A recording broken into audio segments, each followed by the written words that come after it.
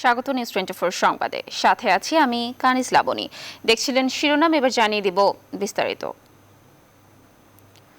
বিচারিক আদালতে ঠিকমতো আইন ও সাক্ষ্য প্রমাণ আমলে না নিয়ে সর্বোচ্চ ও বেশি সাজা দেয়া হচ্ছে। নোয়াখালীর একটি ডাকাতি ও হত্যা মামলায় আসামিদের মৃত্যু নিশ্চিতকরণ রায়ের সময় এমন কথা বলে উষ্মা প্রকাশ করেছেন হাইকোর্টের একটি দ্বৈত বেঞ্চ। আর ওই মামলায় বিচারিক আদালতে মৃত্যুদণ্ডপ্রাপ্ত 12 জনের মধ্যে 8 আসামিকে খালাস দিয়েছে উচ্চ আদালত। সুপ্রিম কোর্টের সিনিয়র আইনজীবী ডক্টর শাহাদিন মালিক বলছেন, ঢালাও মৃত্যুদণ্ড দিয়ে অপরাধ কমানো সম্ভব নয়। হাবিবুল ইসলাম হাবিবের প্রতিবেদন। এক ব্যবসায়ী ও দোকান কর্মচারীকে হত্যা মামলায় 2016 সালের 23 মার্চ 12 জনকে মৃত্যুদণ্ড দেন নোয়াখালীর দ্বিতীয় অতিরিক্ত দায়রা জজ আদালত। আর অভিযোগ প্রমাণিত না হওয়ায় খালাস দেওয়া হয় 10 আসামিকে। নিয়ম অনুসারে মৃত্যুদণ্ডাদেশ অনুমোদনের জন্য ডেথ রেফারেন্স হাইকোর্টে পাঠানো হয়। পাশাপাশি আসামিরাও হাইকোর্টে আপিল করেন। দীর্ঘ শুনানি শেষে এ মামলায় 8 আসামিকে খালাস দিয়েছেন হাইকোর্ট। আর 3 জনের মৃত্যুদণ্ড বহাল। এছাড়া একজনের মৃত্যুদণ্ডাদেশ কমিয়ে 10 বছরের সাজা দেওয়া হয়। রায়ের পর্যবেক্ষণে এ ধরনের ঘটনায় সাবধানতার সঙ্গে সাক্ষ্য প্রমাণ পরীক্ষা নিরীক্ষা করে মামলাগুলো নিষ্পত্তির জন্য তাগিদ দেন উচ্চ আদালত।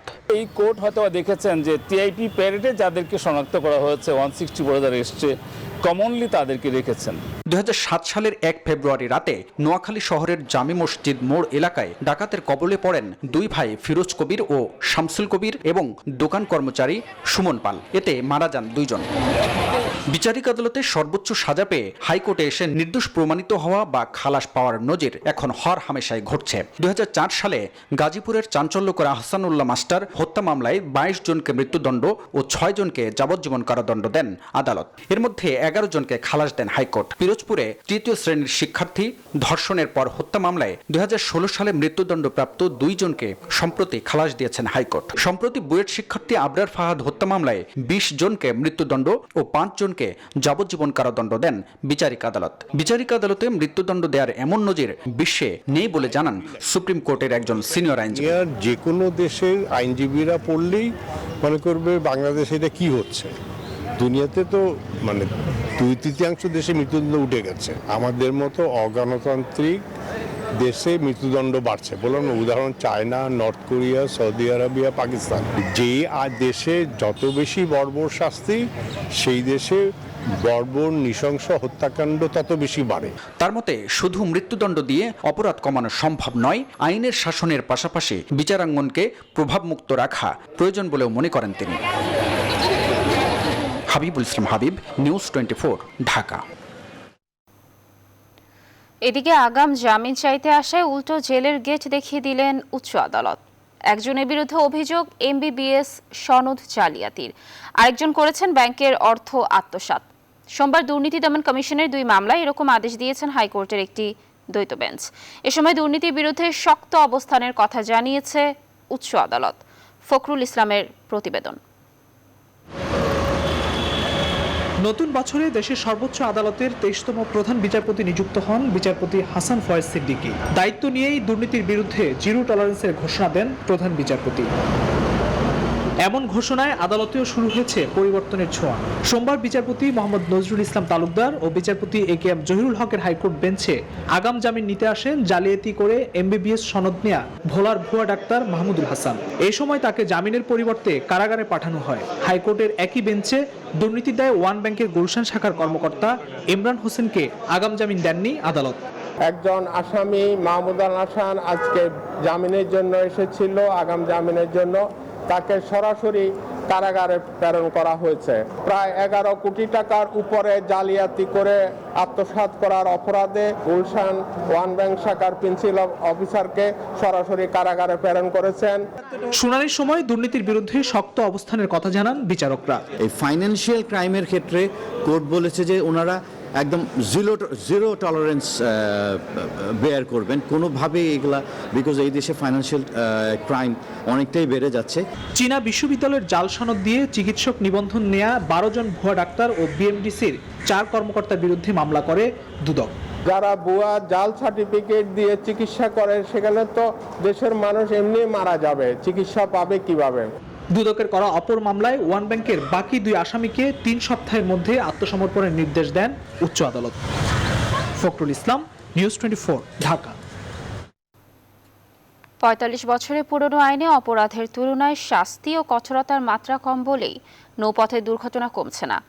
আইনজীবী বিশেষজ্ঞদের মতে বারবার আইন সংস্কারের কথা বলা হলেও কার্যকর কোনো উদ্যোগ নেওয়া হয়নি। আইন সংশোধনের মাধ্যমে শাস্তি বাড়ানোর কথা বলছেন তারা, আর আইন পরিবর্তনে কাজ চলছে বলে জানিয়েছেন নৌ পরিবহন প্রতিমন্ত্রী। সজল দাসের রিপোর্ট।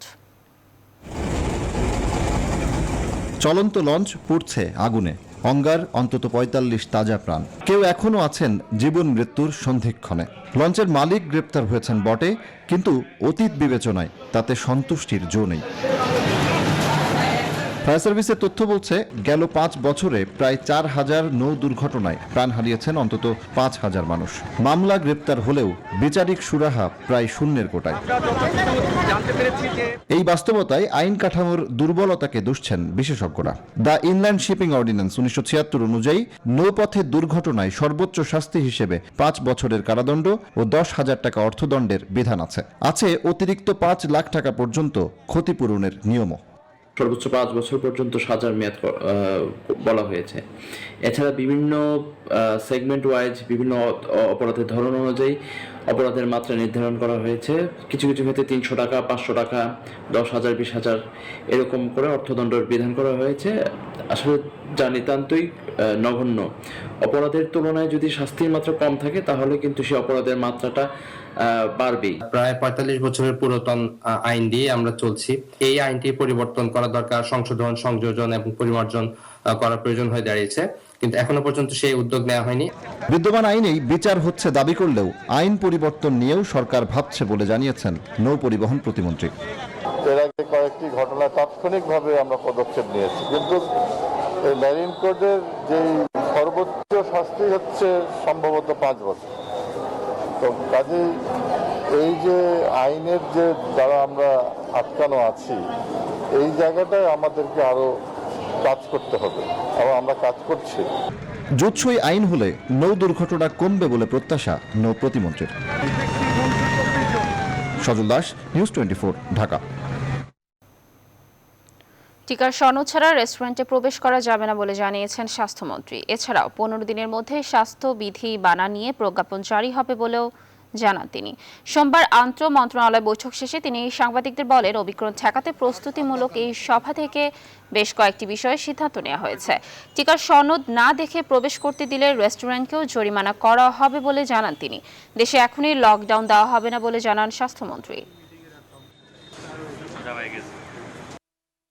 পোর্টগুলো যেগুলো আছে, land port, sea port, airport যেগুলো আছে, এখানে স্ক্রিনিংয়ের সংখ্যা বাড়ানো এবং আরো মজবুত করা, যেটা অলরেডি আমরা করেছি। টিকা যদি না নিয়ে থাকে তারা কিন্তু রেস্টুরেন্টে যেয়ে খেতে পারবে না, কারণ দেখাতে হবে টিকার সার্টিফিকেটটা।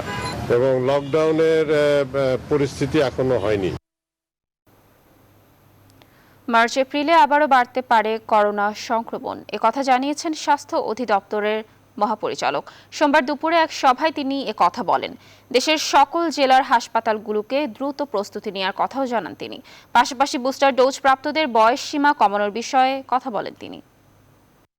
হয়তো মার্চ এপ্রিলের দিকে বাড়তে পারে, গত বছরের চিন্তা যদি আমরা করে থাকি, তো তাহলে পরে ওই সময়ের মধ্যে আমরা চেষ্টা করবো, এটা জানুয়ারি ফেব্রুয়ারি মার্চের মধ্যে আমাদের যে অসমাপ্ত কাজগুলো আছে এগুলোকে যত দ্রুত সম্ভব শেষ করে যাতে আমরা প্রস্তুত থাকতে পারি। চিন্তা করছি যেই কমোডিটিগুলো বেশি রিস্কি, হাই রিস্কি, ক্যান্সারের patient, immunosuppressive patient, anti cancer drug খাচ্ছে এরকম পেশেন্ট, যারা রেডিয়েশন পেয়েছে, কেমোথেরাপি পেয়েছে, এই সমস্ত রোগীগুলোকে আমরা বা এই সমস্ত মানুষগুলোকে আমরা প্রাধান্য দিতে চাচ্ছি।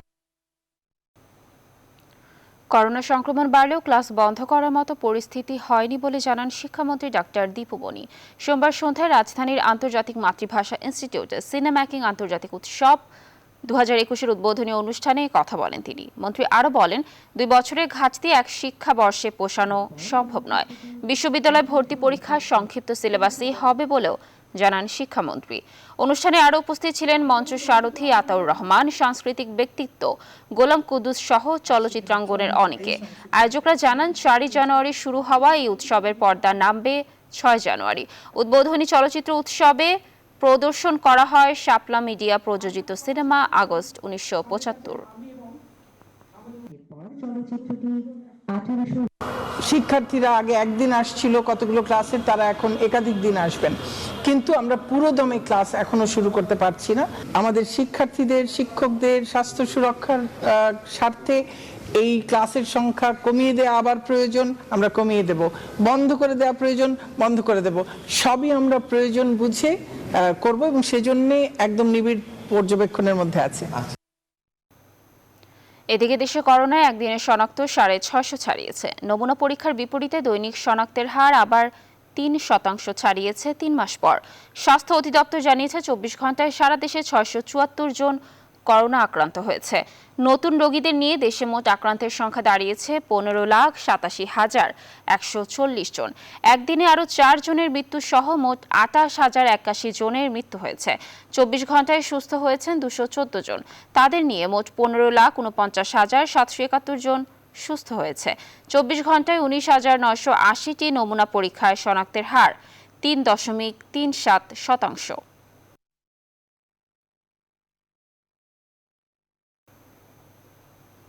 ডিসেম্বরে সারা দেশে করোনায় মৃতের সংখ্যা 91, যাদের সিংহভাগই করেননি করোনার টিকা গ্রহণ। সংক্রমণের ভয়াবহতা ও মৃত্যু ঝুঁকি কমাতে টিকা নেয়ার কোনো বিকল্প নেই বলছেন বিশেষজ্ঞরা। অন্যদিকে শিশুদের সুরক্ষা নিশ্চিতে বড়দের স্বাস্থ্যবিধি মেনে চলার তাগিদ শিশু বিশেষজ্ঞদের। রিশাদ হাসান জানাচ্ছেন বিস্তারিত। সপ্তাহ ব্যবধানে দেশে 60% বেড়েছে করোনা সংক্রমণ। শনাক্তের হার 2% নিচ থেকে লাফিয়ে এখন 3 পেরিয়ে। স্বাস্থ্য অধিদপ্তরের এমআই শাখার তথ্য বলছে ডিসেম্বরে করোনায় মোট মৃত্যু 91, যাদের 82% বেশি নেননি করোনা টিকা। জনস্বাস্থ্য বিশেষজ্ঞরা বলছেন করোনার ভয়াবহতা ও মৃত্যু ঝুঁকি কমাতে টিকার কোনো বিকল্প নেই। টিকা নিলে কিন্তু অনেকটা ভালো থাকে। যারা 2টা ডোজ নিয়েছে তাদের মধ্যে যদি মৃত্যুর সংখ্যাটা ধরেন যে একদমই বলতে গেলে কম, কারণ রোগ প্রতিরোধ ক্ষমতা অনেকটাই বাড়ে ভ্যাকসিন দেওয়ার ফলে। সেক্ষেত্রে আপনার মৃত্যু ঝুঁকিটা অনেকটাই কমে আসে, হাসপাতালে কিন্তু যেতেও হয় না। সেই জন্য অবশ্যই ভ্যাকসিনটা না একান্ত প্রয়োজন। বয়োজ্যেষ্ঠদের দেয়া হচ্ছে বুস্টার ডোজ, তবে শিশুদের টিকা নিয়ে এখনো কোনো আন্তর্জাতিক সিদ্ধান্ত না থাকায় শিশু সুরক্ষায় পরিবারের সদস্যদেরই স্বাস্থ্যবিধি মেনে চলার তাগিদ শিশু বিশেষজ্ঞদের। আপনি যখন বাসায় গেলেন, আপনি যখন একটা শিশু সংস্পর্শে আসলেন, এটা তো স্প্রেড করবে, তাই না? কাজেই কিন্তু আপনি যদি বাইরে থেকে যান, আপনি যদি কাপড়টা চেঞ্জ করে আলাদা রাখেন, আপনি ভালো করে পরিষ্কার হয়ে যান, তাহলে কিন্তু সম্ভাবনাটা কমে যাবে। ওমিক্রন সহ করোনার যে কোনো ভ্যারিয়েন্ট মোকাবেলায় স্বাস্থ্যবিধি মানার পাশাপাশি টিকা গ্রহণের পরামর্শ দিচ্ছেন বিশেষজ্ঞরা। রিশাদ হাসান, নিউজ 24, ঢাকা। এদিকে ভারতে ক্রমেই ভয়াবহ হয়ে উঠছে করোনা পরিস্থিতি। এ পর্যন্ত দেশটির 23টি রাজ্যে পড়েছে ওমিক্রনের থাবা। সংক্রমণ বাড়ছে পশ্চিমবঙ্গেও। এ ঘটনায় সংক্রমণ নিয়ন্ত্রণে সোমবার থেকেই রাজ্যে জারি করা হয়েছে নানান বিধিনিষেধ। শিক্ষা প্রতিষ্ঠান বন্ধ সহ জারি করা হয়েছে রাত্রিকালীন কারফিউ। বিশ্লেষণ বলছে ভারতে ওমিক্রনের দাপটে প্রত্যেক দিন গড়ে 60,000 মানুষকে হাসপাতালে ভর্তি করার মতো পরিস্থিতি তৈরি হতে পারে। তাই পরিস্থিতি মোকাবেলায় দ্বিতীয় ঢেউয়ের মতোই প্রস্তুত থাকতে হাসপাতালগুলিকে নির্দেশ দিয়েছে স্বাস্থ্য অধিদপ্তর।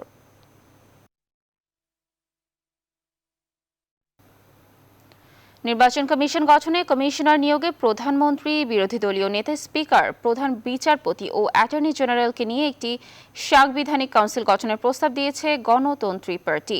সোমবার সন্ধ্যায় বঙ্গভবনে নির্বাচন কমিশন গঠনের সংলাপে অংশ নিয়ে রাষ্ট্রপতি মোহাম্মদ আব্দুল হামিদের কাছে প্রস্তাব পেশ করে দলটি। নির্বাচন কমিশন গঠন বিষয়ে রাষ্ট্রপতির চলমান আলোচনায় সোমবার অংশ নেয় গণতন্ত্রী পার্টি ও বাংলাদেশ খেলাফত আন্দোলন। প্রথমে রাষ্ট্রপতির সঙ্গে সংলাপে অংশ নেয় গণতন্ত্রী পার্টি। বঙ্গভবনে দরবার হলে অনুষ্ঠিত আলোচনায় 7 সদস্যের প্রতিনিধি দলের নেতৃত্ব দেন দলটির সভাপতি ব্যারিস্টার আরশালী। পরে নির্বাচন কমিশন গঠন বিষয়ে রাষ্ট্রপতির সঙ্গে আলোচনায় অংশ নেন বাংলাদেশ খেলাফত আন্দোলনের প্রতিনিধিরা। দলটির চেয়ারম্যান মাওলানা আতাউল্লাহ হাফিজি 7 সদস্যের প্রতিনিধি দলের নেতৃত্ব দেন। তারাও সংবিধান অনুযায়ী নির্বাচন কমিশন সংক্রান্ত আইন করার প্রস্তাব রাখেন সংলাপে। নিষ্ঠাবান, যোগ্যতা সম্পন্ন, নির্দলীয় নিরপেক্ষ নির্বাচন কমিশন গঠন করা, নবীন প্রবীণের সমন্বয়ে যেন নির্বাচন কমিশন গঠন করা হয়। যে কাউন্সিলের কথা আমরা বলেছি যে তাদের ওই আপনার সাংবিধানিক যারা পদাধিকারী তারা 5 জন করে নাম দিবে এবং সেটা কাউন্সিলে পাঠাবে। যে কাউন্সিলের কথা ইতিপূর্বে আমরা বলেছি সেই কাউন্সিলে পাঠাবে, সেখান থেকে শর্ট করে তারা এটা রাষ্ট্রপতির কাছে পাঠাবে। রাষ্ট্রপতির সংলাপে কেউ অংশ না নিলেও কোনো সংকট হবে না। সরকারের সহযোগিতার জন্যই বিএনপি 32 জেলায় সমাবেশ করছে বলে দাবি আওয়ামী লীগের। এদিকে বিএনপি বলছে রাষ্ট্রপতির সংলাপ প্রহসন ছাড়া আর কিছুই নয়। অবিলম্বে বেগম জিয়ার বিদেশে চিকিৎসার দাবি রয়েছে তাদের।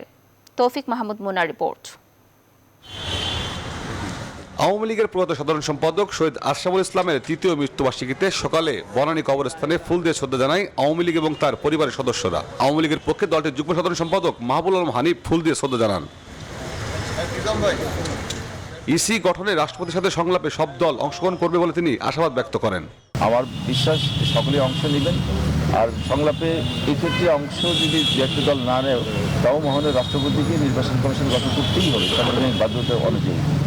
আমার মনে হয় যে এটা কোনো সংকট সৃষ্টি হবে না। হয়তো সকলের অংশগ্রহণ থাকলে যেটা সার্বজনীন হয়তো সেই ক্ষেত্রে হয়তো কিছুটা ঘাটতি দেখা যেতে পারে, কিন্তু নির্বাচন কমিশন গঠন হবে, এটা আমাদের সাংবিধানিক বাধ্যতা অনুযায়ী নির্বাচন কমিশন গঠন করা প্রয়োজন। একই দিন নিজ বাসভবনে এক ব্রিফিংয়ে ওবায়দুল কাদের বিএনপিকে নির্বাচনমুখী হওয়ার আহ্বান জানান। বিএনপি অপপ্রচার চালিয়ে যাচ্ছে, তাদের বিভিন্ন জেলার কর্মসূচিতে নাকি সরকার বাধা দিচ্ছে। তাদের মিথ্যাচার সর্বজন বিদিত। বাধা তো নয়, সরকার বরং সহযোগিতা করছে। সরকার সহযোগিতা না করলে 32 জেলায় পর্যন্ত সমাবেশ কি করে করলো? বেগম খালেদা জিয়ার বিদেশে চিকিৎসার দাবিতে খুলনা ও কক্সবাজারে সমাবেশ করেছে বিএনপি। কক্সবাজার সমাবেশে দলটির ইস্তেকাম সদস্য নজরুল ইসলাম খান দাবি করেন, অতীতে সংলাপ থেকে গঠিত নির্বাচন কমিশন সুষ্ঠু নির্বাচন দিতে পারেনি। আমরা দাবি করছি অবিলম্বে তাকে বাইরে যাওয়ার চিকিৎসা করার সুযোগ দিন, কারণ চিকিৎসার সুযোগ মানুষের মৌলিক অধিকার, মানুষের মানবিক অধিকার। আপনারা দিনের ভোট রাতে করে ক্ষমতায় আসীন হয়েছেন, মানুষের প্রতি আপনাদের কোনো দায়বদ্ধতা নাই। কারচুপি করে ক্ষমতায় আসায় জনগণের প্রতি সরকারের আস্থা নেই বলে অভিযোগ করেন নজরুল ইসলাম খান। তৌফিক মাহমুদ মুন্না, নিউজ 24, ঢাকা। ৭৪ বছর পূর্ণ করল বাংলাদেশের ঐতিহ্যবাহী ছাত্র সংগঠন বাংলাদেশ ছাত্রলীগ। দীর্ঘ এই সময় সকল গণতান্ত্রিক আন্দোলন সংগ্রামে এই সংগঠনটি ছিল সামনের সারিতে। মহান মুক্তিযুদ্ধে এই সংগঠনের নেতাকর্মীদের দেশ মাতৃকার জন্য জীবন উৎসর্গ করেছেন অকাতরে। বাংলাদেশের প্রাচীন রাজনৈতিক দল আওয়ামী লীগের চেয়েও পুরনো এ ছাত্র সংগঠনকে নিয়ে জাতির জনক বঙ্গবন্ধু শেখ মুজিবুর রহমান বলেছিলেন, ছাত্রলীগের ইতিহাস বাঙালির ইতিহাস। তবে গত এক দশকে উচ্ছৃঙ্খল কিছু নেতাকর্মীর কিছু কর্মকাণ্ডে বিতর্কিত হয়েছে ছাত্রলীগের নাম। শাহালি জয় রিপোর্ট। বাংলার মুক্তি সনদ 6 দফা। 66 সালে বঙ্গবন্ধু উত্থাপিত এই 6 দফা কিভাবে বাঙালিকে মুক্তির পথ দেখাবে, জনগণের মাঝে সে বার্তা পৌঁছে দেয় দেশ জুড়ে ছড়িয়ে থাকা ছাত্রলীগ নেতাকর্মীরা। মাতৃভাষার মর্যাদা রক্ষার আন্দোলন কিংবা উত্তাল 69-এর গণ অভ্যুত্থান, সংগঠনটির নেতাকর্মীরা রাজপথে রক্ত ঝরিয়েছে, জীবন দিয়েছে। ৭১-এর মুক্তিযুদ্ধে শহীদ হয়েছেন অগণিত ছাত্রলীগ কর্মী। আর স্বাধীন বাংলাদেশে গণতন্ত্র প্রতিষ্ঠায় এ সংগঠনের নাম লেখা আছে ইতিহাসের পাতায়। বলা যায় ছাত্র আন্দোলনের ৭৪ বছরের ঐতিহ্য আর ইতিহাসকে সঙ্গে নিয়ে এগিয়ে চলেছে আজকের ছাত্রলীগ। এই করোনাকালীন সময় আপনারা দেখেন যে নিজের জীবন বাজি রেখে সারা বাংলাদেশে লাখ লাখ নেতাকর্মী কিন্তু কাজ করেছে। যখনই বাংলাদেশের কোনো উন্নয়ন কর্মকাণ্ডে ওই স্বাধীনতা বিরোধী সহ সকল এদের যে থাবাটা পড়েছে সেটাকে কিন্তু শক্তভাবে প্রতিহত করতে বাংলাদেশ ছাত্রলীগ সবসময় কাজ করেছে। তবে ইতিহাসের সাক্ষী হওয়া এই সংগঠন বিতর্কিত হয়েছে নানা ইস্যুতে। বিশেষ করে গত এক দশকে বেশ কিছু নেতাকর্মীর কারণে সমালোচনা হয়েছে সংগঠনটির। যে ছাত্রলীগের কর্মীরা চাঁদাবাজি, টেন্ডারবাজি বা ইত্যাদিতে তারা যুক্ত হয়, এই যে যারা যুক্ত হয় এদের মধ্যে আসলে ছাত্রলীগের যে মূল আদর্শ, সেই আদর্শ তারা ধারণ করতে পারে নাই। আদর্শচ্যুত এবং অনুপ্রবেশকারীদের সংগঠনে যুক্ত হওয়ার প্রবণতার কথাও উঠে এসেছে গণমাধ্যমে। ছাত্রলীগের মধ্যে সম্পদ অর্জনের কিছু সংখ্যক ব্যক্তির এই অপচেষ্টার জন্য পুরো সংগঠনকে আজকে দায় দায়িত্ব বহন করতে হচ্ছে। এই ধরনের প্রবণতার সৃষ্টি সবসময় একটা সংগঠনের মধ্যে জন্মগ্রহণ করে যখন তাদের মূল সংগঠন, তো সেই মূল সংগঠন ক্ষমতায় থাকে। ছাত্রলীগের সাবেক নেতারা মনে করেন ছাত্র অধিকার নিয়ে সোচ্চার হওয়ার পাশাপাশি সংগঠনের হারানো ইমেজ উদ্ধার করা ছাত্রলীগের সামনে এখন এক বড় চ্যালেঞ্জ।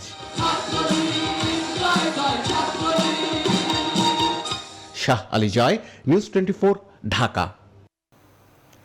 জমে উঠেছে নারায়ণগঞ্জ সিটি নির্বাচনের প্রচারণা।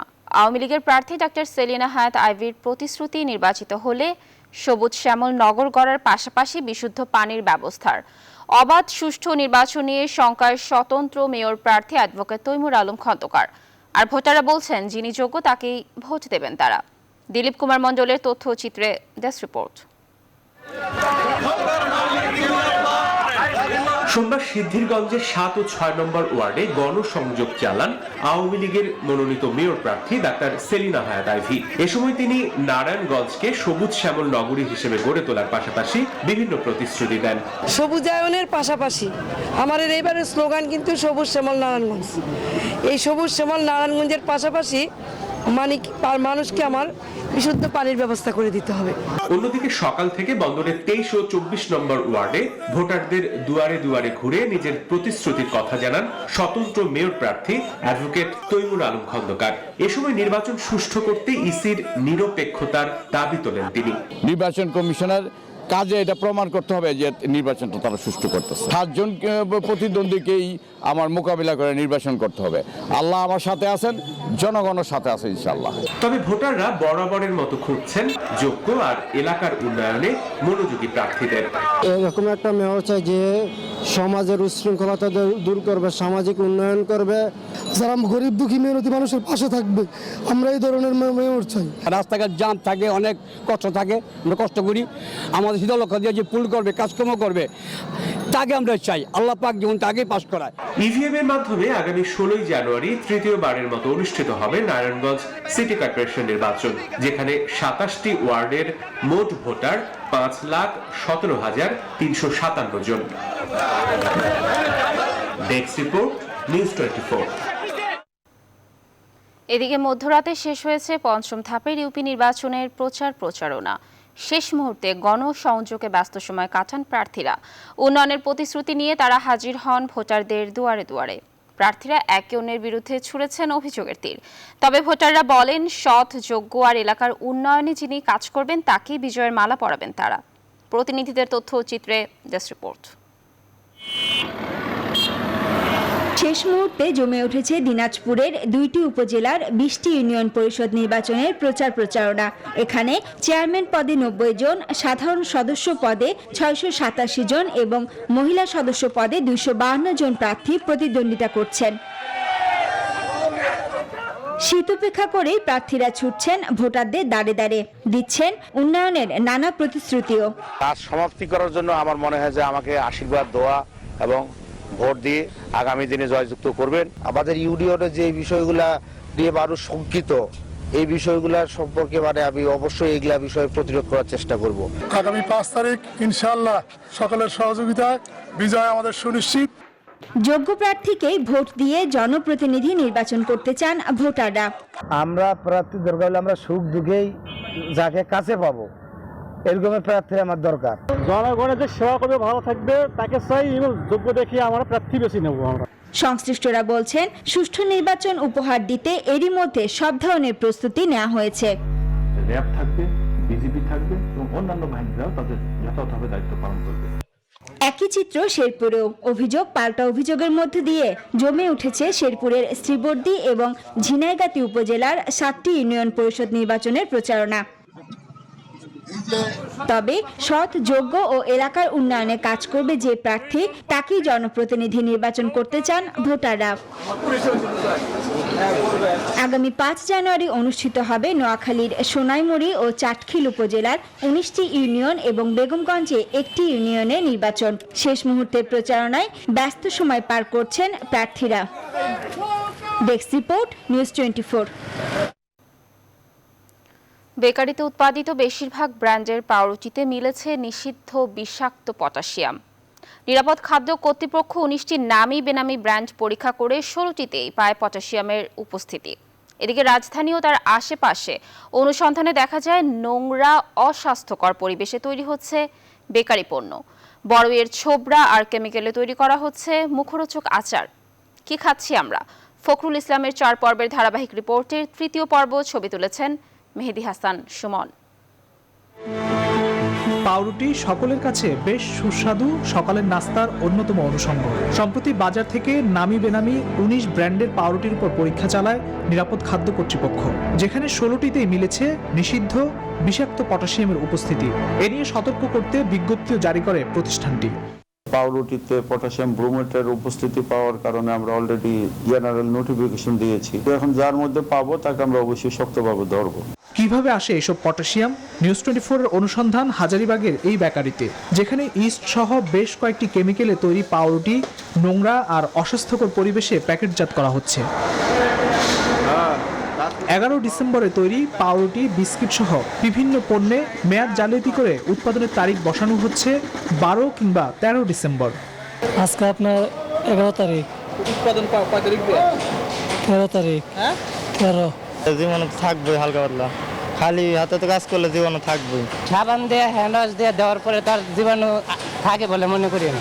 কারখানাটিতে ভালো পরিবেশের তো কোনো বালাই নেই। হাজারীবাগের আরেক কারখানা তো ময়লার বাগান। রাতের আঁধারে তৈরি করা হয় পাউরুটি, আবার এর খামির তৈরি করা হয়েছে পোড়া পুরনো বাসি তেলে। নারী ও শিশুদের শখের আচার তৈরির পরিবেশও কম ভয়ঙ্কর নয়। কামরাঙ্গীরচরের এই 5 তলা বিশিষ্ট কারখানাটিতে চলছে এলাহি কাণ্ড। তেঁতুল ও বড়ই নেই, সবই আমদানি করা ছোবড়া। তা দিয়েই কয়েক ধরনের ক্ষতিকর কেমিক্যালে বানাচ্ছে তথাকথিত মুখরোচক আচার। এই আচার দেখলে জিভে জল আসবে যে কারো, কিন্তু এই আচারগুলোই বানানো হচ্ছে খোলামেলা নোংরা পরিবেশে, এই ধরনের বড়ইয়ের খোসা, তার সঙ্গে রং আর রাসায়নিক কেমিক্যাল মিশিয়ে। পরে এই কারখানাটিকে জরিমানাও করে নিরাপদ খাদ্য কর্তৃপক্ষ। বড়ির বেশি এটাতে কি হয়? এটা দিয়ে আচার হয়। আমি সাইটিক দিচ্ছি, রং দিচ্ছি। অভিযান চলে, ঘুরে ফিরে চলে ভেজাল খাদ্য তৈরির কর্মযজ্ঞ। এক্ষেত্রে কঠোর মনিটরিং জোরদারের আহ্বান বিশেষজ্ঞদের। ফখরুল ইসলাম, নিউজ 24, ঢাকা। ধীরে ধীরে জমে উঠেছে বাণিজ্য মেলা, তবে অনেক স্টল এখনো পুরোপুরি তৈরি নয়। মেলায় বিক্রি বাট্টা নিয়ে ক্রেতা বিক্রেতাদের মাঝে রয়েছে মিশ্র প্রতিক্রিয়া। অন্তরা বিশ্বাসের প্রতিবেদন।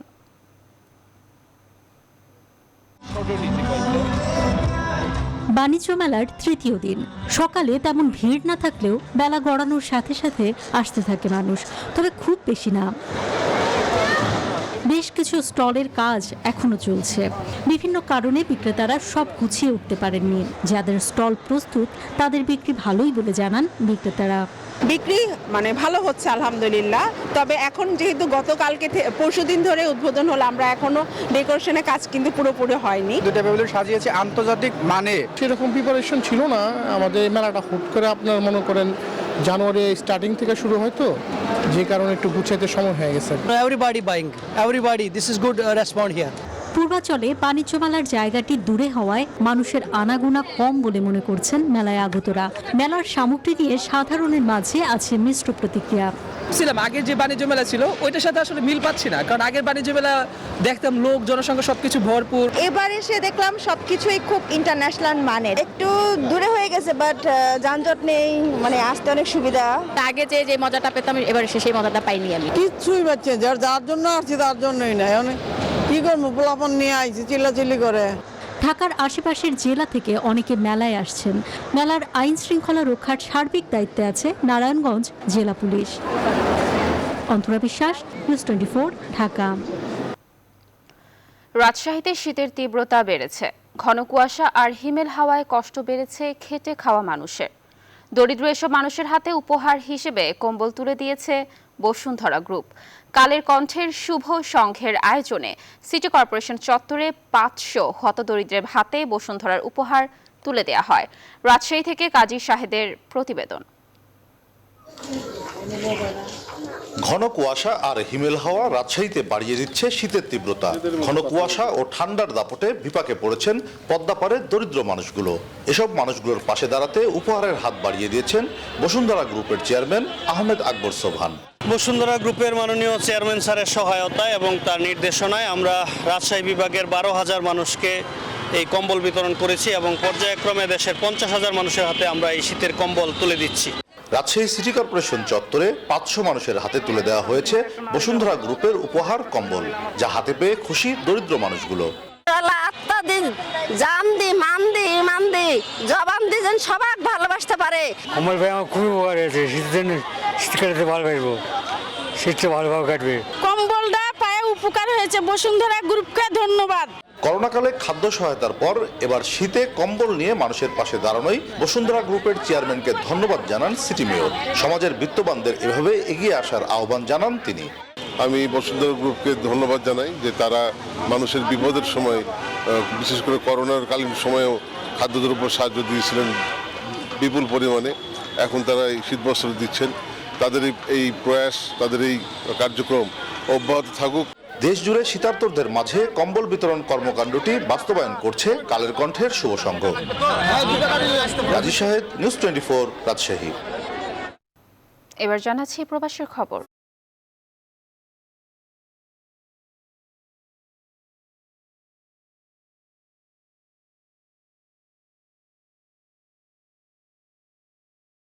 সংযুক্ত আরব আমিরাতের বাণিজ্যিক রাজধানী দুবাইয়ে অবস্থিত বাংলাদেশ কনসুলেটে আনুষ্ঠানিকভাবে উদ্বোধন হলো ই-পাসপোর্ট কার্যক্রম।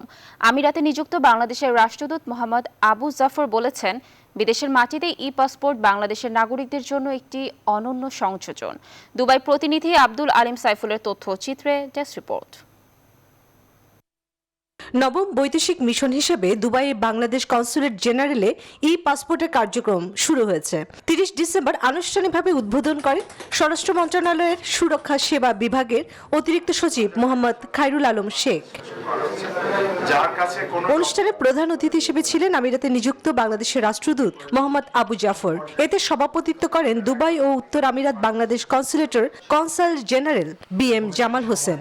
যার কাছে কোনো ডকুমেন্ট নাই, সে যদি বাংলাদেশ থেকে ইউনিয়ন কাউন্সিল থেকে কোনো ডকুমেন্ট নিয়ে আসে, সে বাংলাদেশে জন্মগ্রহণ করেছে এবং সেটি একটি কাগজ, নাগরিকত্ব সনদপত্র যদি তার কাছে নিয়ে আসে, তাহলে সেটার ভিত্তিতে এখান থেকে তার বার্থ রেজিস্ট্রেশন করা সম্ভব।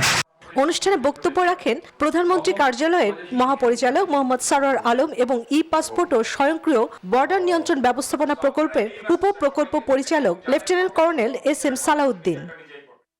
ই পাসপোর্টের আবেদনের জন্য কোনো কাগজপত্র সত্যায়ন করার প্রয়োজন হবে না। ফর্মে কোনো ছবি সংযোজন বা সত্যায়নেরও প্রয়োজন হবে না। জাতীয় পরিচয়পত্র বা অনলাইনে জন্ম নিবন্ধন সনদ অনুযায়ী আবেদন করতে হবে। চন্দ্রানী চন্দ্রা, নিউজ 24। মানব সেবা জয় হোক স্লোগানে লেবাননে আত্মপ্রকাশ করেছে সামাজিক সংগঠন মানব সেবা। শনিবার বৈরুতের তারি মাতার এলাকায় একটি ক্যাফে হাউসে সংগঠনটির অভিষেক ও আলোচনা অনুষ্ঠিত হয়। সংগঠনটির সাধারণ সম্পাদক রানা আহমেদ ও যুগ্ম সাধারণ সম্পাদক মোহাম্মদ আবদুল্লাহর যৌথ সঞ্চালনায় অনুষ্ঠানের সভাপতিত্ব করেন সভাপতি শফিকুল ইসলাম। বিশেষ অতিথি ছিলেন রিনা ইসলাম, কালাম ইসলাম সহ আরও অনেকে। অনুষ্ঠানে অসহায় বাংলাদেশিদের সাহায্য সহযোগিতার স্বীকৃতি স্বরূপ সংগঠনের সদস্যদের হাতে মানব সেবা লোগো সম্বলিত টুপি ও টি-শার্ট তুলে দেন সংগঠনের অন্য নেতৃবৃন্দ।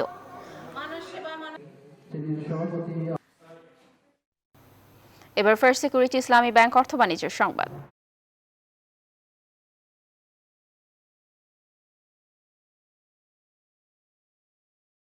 দেশে ভোক্তা পর্যায়ে এলপিজির দাম আবারও সমন্বয় করা হয়েছে। বেসরকারি খাতে 12 কেজি সিলিন্ডারের এলপিজির দাম 50 টাকা কমিয়ে মূসক সহ 1178 টাকা নির্ধারণ করা হয়েছে। সোমবার এক সংবাদ বিজ্ঞপ্তিতে নতুন এ দাম ঘোষণার কথা জানায় Bangladesh energy regulatory commission BERC। LPG ছাড়াও গাড়িতে ব্যবহৃত এলপিজি বা অটো গ্যাসের নতুন দাম নির্ধারণ করা হয়েছে প্রতি লিটার 54 টাকা 94 পয়সা। সোমবার সন্ধ্যা 6টা থেকে নতুন এ দাম কার্যকর হয়। এর আগে গত বছরের 3 ডিসেম্বর বেসরকারি খাতে 12 কেজি সিলিন্ডারের এলপিজি মূসক সহ 1313 টাকা থেকে কমিয়ে 1228 টাকা করা হয়।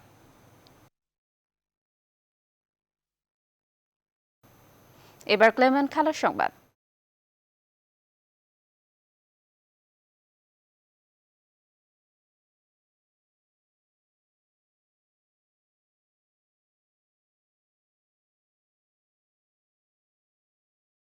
দিনজুড়ে আনন্দ বিষাদের নানা রঙের খেলা চলে মাউন্ট মঙ্গানুইয়ে। বাংলাদেশ নিউজিল্যান্ডের প্রথম টেস্টে তৃতীয় দিনে 6 উইকেট হারিয়ে 400 রানের কোটা পার করেছে টাইগাররা। যদিও একটি শতকের দেখা মেলেনি এই দাপুটের সংগ্রহে, তবুও প্রত্যাশাকে ছাড়িয়ে যেতে পারাই যেন অর্জন দিনটি পার করে। বিস্তারিত দেখুন রিপোর্টে। ছাড়িয়ে গেছে আশা জাগিয়ে পূরণ না করতে পারার আক্ষেপও। তারপরও দিন শেষে বাংলাদেশ দলের শিবিরে নিশ্চয়ই রয়েছে প্রশান্তি, আর তা তৃতীয় দিন পর 400 রানের কোটা পার করার। দাপুটে দ্বিতীয় দিনের পর মাউন্ট মঙ্গানুইয়ে টেস্টের তৃতীয় দিনে বাংলাদেশ বেশ ভালোভাবে নিয়েছে ম্যাচের লাগাম। দিন শেষে সংগ্রহ 6 উইকেটে 401 রান, আর প্রথম ইনিংসের লিড এখন 73 রানের। নিউজিল্যান্ডের পেস আক্রমণের 4 জনেরই সবাই 30 ওভার করলেও বিপজ্জনক হতে পারেননি কেভি। টিম সাউদি ও সাম্প্রতিক সময়ের ভয়ঙ্কর আক্রমণ কাইল জেমিসন পাননি একটি উইকেটও। সাকিব তামিমবিহীন বাংলাদেশের ব্যাটিংয়ের এমন দৃঢ়তার প্রদর্শনী সত্যি প্রশংসনীয়। তবে আক্ষেপটা ব্যক্তিগত ক্ষেত্রে। 70 রান নিয়ে দিন শুরু করা মাহমুদুল হাসান জয় দিনের শুরুতে ফেরেন 78 রানে। পরে দুর্দান্ত জুটিতে দলকে শক্ত অবস্থানে নেন মুমিনুল হক ও লিটন দাস। দারুণ গুছিয়ে খেলেও উপমহাদেশের বাইরে প্রথম সেঞ্চুরি অধরাই রইল 88 রানে আউট হয়ে মুমিনুলের জন্য। লিটনও পেলেন না দেশের বাইরে প্রথম টেস্ট সেঞ্চুরি। আগ্রাসী ব্যাটিং করে বোল্টের বলে বিদায় নেন 86 রানে। তার ড্রাইভগুলো ছিল নান্দনিক, পুলগুলো নিয়ন্ত্রিত, আর কাটগুলো প্রায় নিখুঁত। এই দুই সেট ব্যাটসম্যান প্যাভিলিয়নে ফিরলেও দলকে দিয়ে যান একটি বড় সংগ্রহ।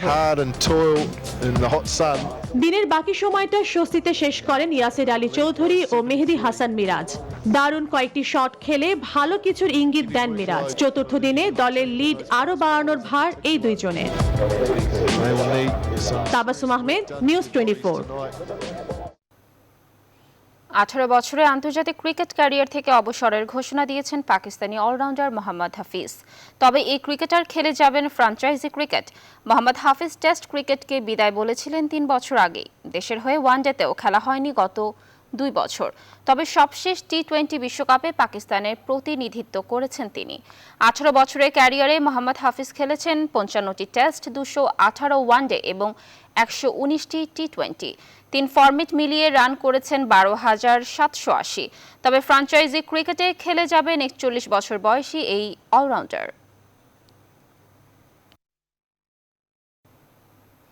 লা লিগায় জয় দিয়ে নতুন বছর শুরু করলো বার্সেলোনা। মায়োর্কার বিপক্ষে 1-0 গোলে জিতেছে তারা। ম্যাচের শুরু থেকে একচেটিয়া আধিপত্য বজায় রেখে